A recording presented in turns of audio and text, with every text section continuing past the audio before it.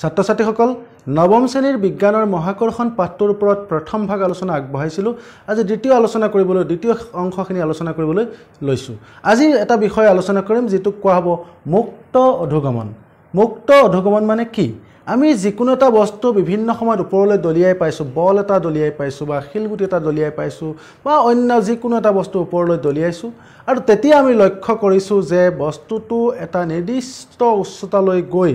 পুনৰ তললৈ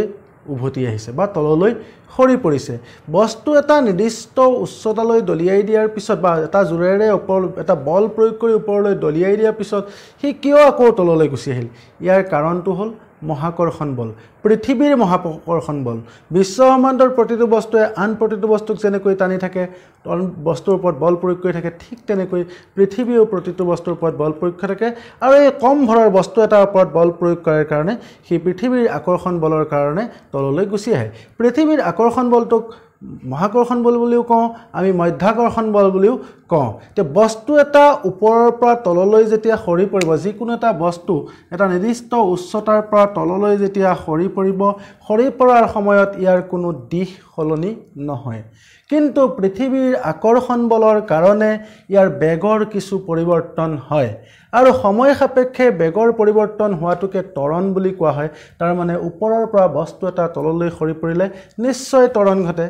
আৰু এই ত্বৰণটো কাৰ কাৰণে ঘটিছে যে পৃথিৱীৰ আকৰ্ষণ বলৰ কাৰণে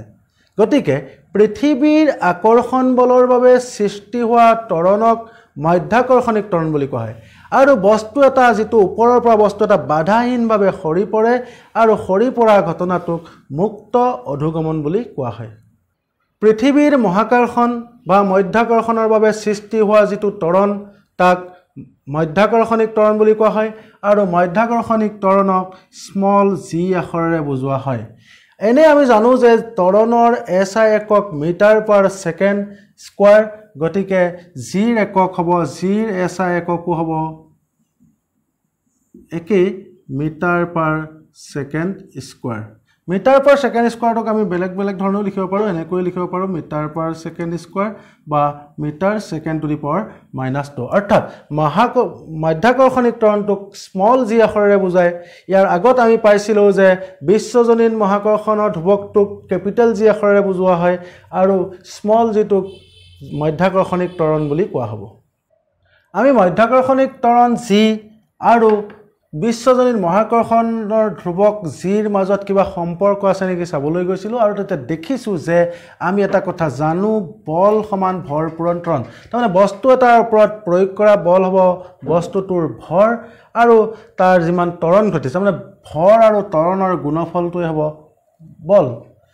গতিকে m ভৰৰ বস্তু এটাৰ ওপৰত পৃথিৱীয়ে প্ৰয়োগ কৰা বল হ'ব F = mg যেহেতু m হ'ব বস্তুটোৰ ভৰ আৰু জিক আমি মধ্যাকৰ্ষণিক ত্বৰণ বুলি কৈছো আৰু ইয়াক 1 নম্বৰৰ সমীকৰণ নাম দিছো মহাকৰ্ষণৰ বিশ্বজনীন সূত্ৰটোও জানো আমি F = gm × m/d²। ইয়াত জিটো হ'ল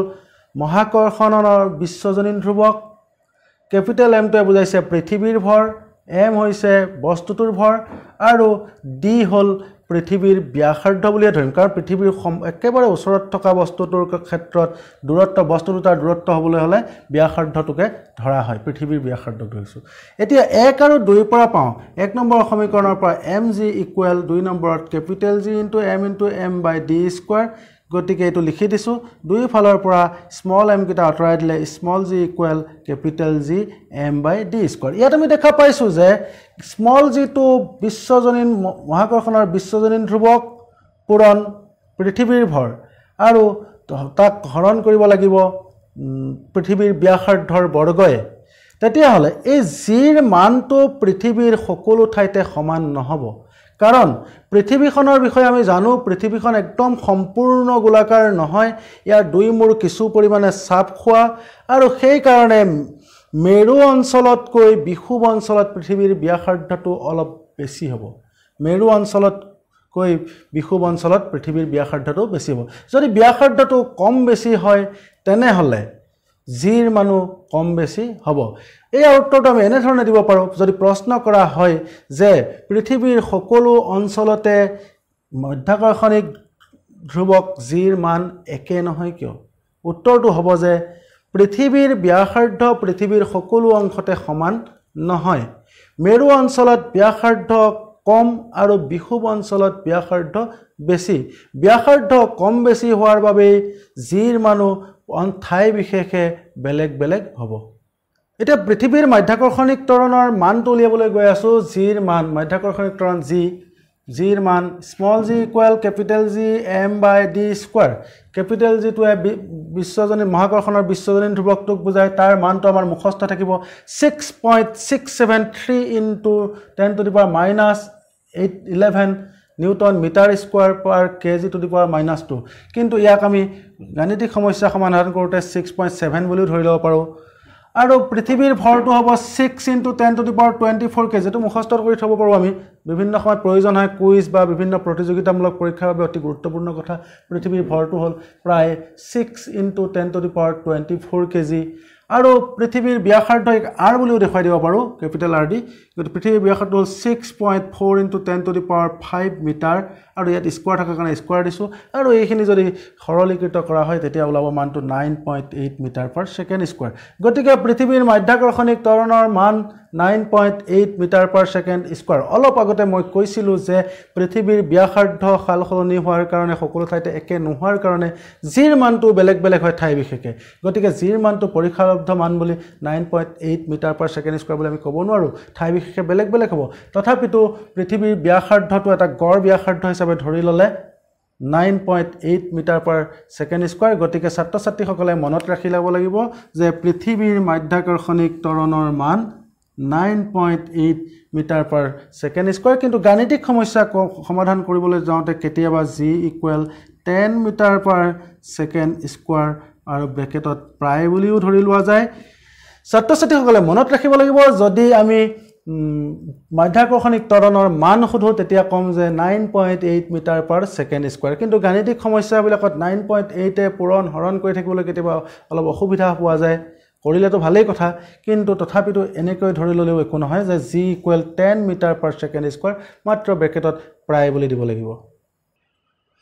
আমি ওপৰৰ পৰা দুটা বস্তু এৰি দি চাব পাৰো যে এখিলা কাগজ আৰু শিল এটুকুৰা ওপৰৰ পৰা এৰি দি চাব লাগে এতিয়া ওপৰৰ পৰা এৰি দিয়াৰ পিছত নিৰ্দিষ্ট উচ্চতাৰ পৰা এৰি দিয়াৰ পিছত কাগজ টুকুৰা মাটিত আগে পৰিবহি নে শিলগুটিটো আগে পৰিবহি নিয়ম মতে বস্তুৰ ত্বৰণ ভৰৰ ওপৰত নিৰ্ভৰশীল নহয় তাৰমানে কাগজ টুকুৰাৰ ভৰ যিমানে নহওক শিলগুটিটোৰ ভৰ যিমানে নহওক ত্বৰণ যেহেতু ভৰৰ ওপৰত নিৰ্ভৰশীল নহয় গতিকে কাগজ আৰু শিল দুয়োটা বস্তুৱে একে সময়তে মাটিত পৰিবহি লাগিব কাৰণ পৃথিৱীয়ে দুয়োটা বস্তুৰ ওপৰতে এক যেটো মাধ্যাকৰ্ষণিক বল প্ৰয়োগ কৰিছে তাৰ পৰা সৃষ্টি হোৱা ত্বৰণ মাধ্যাকৰ্ষণিক ত্বৰণৰ মানটো যেহেতু ধ্ৰুৱক আমি পাইছো 9.8 মিটাৰ পাৰ সেকেন্ড স্কয়াৰ গতিকে দুইটা বস্তুৱে একে সমানতে পৰিব লাগে কিন্তু বাস্তৱ ক্ষেত্ৰত শিলগুটি আৰু কাগজ এখন ওপৰৰ পৰা এৰি দিলে একে সময়তে নপৰিবও পাৰে কিয় নপৰিব যেহেতু কাগজখনৰ পৃষ্ঠখন ডাঙৰ ইয়াত বায়ুৰ পৰা প্ৰয়োগ কৰা ঊৰ্ধ্বমুখী বল বা কাগজখনে ওপৰৰ পৰা তললৈ আহোতে যিমান বাধাৰ সন্মুখীন হয় কাগজখনৰ ওপৰত বেছি পৃষ্ঠত বাধা প্ৰয়োগ হয় বায়ুৰ বাধা প্ৰয়োগ হয় গতিকে কাগজখন অলপ লাহে লাহে আহি যায় কিন্তু শিলগুটিটোত বিপৰীতমুখী বল যেটো ঘৰ্ষণ বল বুলিও ক'ব পাৰো বায়ু আৰু বায়ুৱে যেটো বাধা প্ৰয়োগ কৰিছে সেই বাধাটো শিলগুটিৰ ক্ষেত্ৰত কম ঠাইত হোৱাৰ কাৰণে শিলগুটিৰ ওপৰত বাধা কমকৈ প্ৰয়োগ কৰিছে আৰু সেই কাৰণে শিলগুটিটো আগতীয়াকৈ পৰিছে কিন্তু আমি যদি বায়ুহীন ঠাইত এই পৰীক্ষাটো কৰি চাওঁ কাগজ বা শিল ওপৰৰ পৰা এৰি দিওঁ তেতিয়া হলে কাগজ আৰু শিল একে সময়তে মাটিত পৰিবহি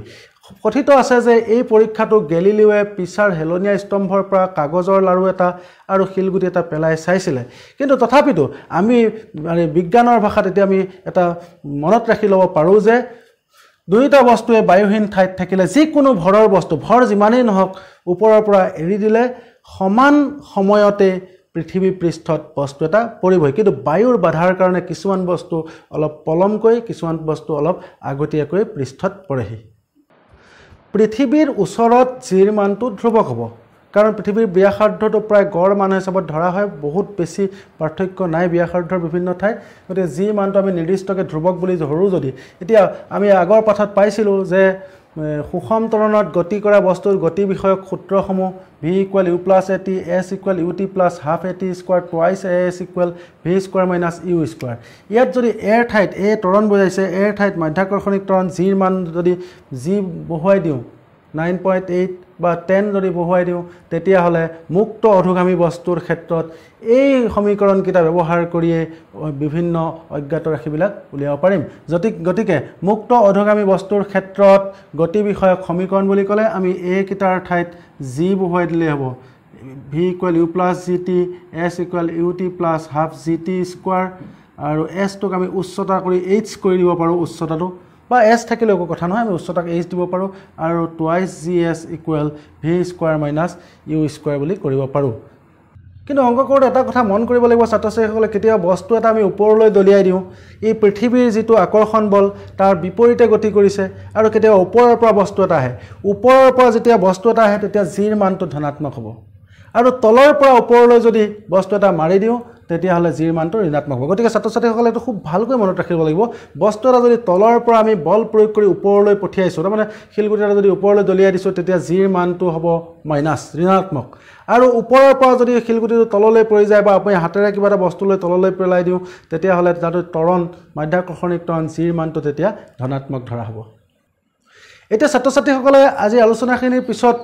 আগতে ক্যাপিটাল জি এটা পাইছিলে এবাৰ স্মল জি এটা পাইছে ক্যাপিটাল জি আৰু স্মল জিৰ পাৰ্থক্যটো ছাত্ৰ-ছাত্ৰীসকলে মন কৰি নিজে লিখিব চেষ্টা কৰিব পাৰে ক্যাপিটাল জিটো হল মহাকৰ্ষণৰ বিশ্বজনীন ধ্ৰুৱক আনহাতে স্মল জি হল মাধ্যাকৰ্ষণিক ত্বৰণ ক্যাপিটাল জিৰ মান 6.673 * 10⁻11 Newton metre square per KG square আনহাতে স্মল জিৰ মান 9.8 মিটাৰ পাৰ সেকেন্ড স্কয়াৰ আনহাতে পাৰ্থক্য পাব পাৰে যে ক্যাপিটাল জি অৰ্থাৎ মহাকৰ্ষণৰ বিশ্বজনীন ধ্ৰুৱকৰ মানটো বিশ্বব্ৰহ্মাণ্ডৰ সকলো ঠাইৰ কাৰণে একে কিন্তু স্মল জিৰ মানটো কেৱল পৃথিৱীৰ মাধ্যাকৰ্ষণিক ত্বৰণৰ ক্ষেত্ৰতে হ'ব আৰু ইয়াৰ মান কিন্তু পৃথিৱীৰে সকলো ঠাইতে একে নহয় ছাত্ৰ-ছাত্ৰীসকল আজি আলোচনাটো মই ইমানতে সামৰিছো গাণিতিক সমস্যা কিছুমান সমাধান কৰিবলগীয়া আছে কিন্তু তথাপিতো মই গাণিতিক সমস্যাখিনি পিছৰ ভিডিঅ'টোলৈ ৰাখিছো এই এতিয়ালৈকে যি দুটা কৈছো দুটা খুব ভালকৈ ছাত্ৰ-ছাত্ৰীসকলে শিকি লওক কিতাপখনৰ সহায় লওক আৰু কিবা অসুবিধা থাকিলে আমাক যদি কমেন্টত জনায় তেতিয়া আমি সেই সমস্যাবিলাকো বা সেই খুকুজাবিলাক দূৰ কৰিবলৈ আমি চেষ্টা কৰিম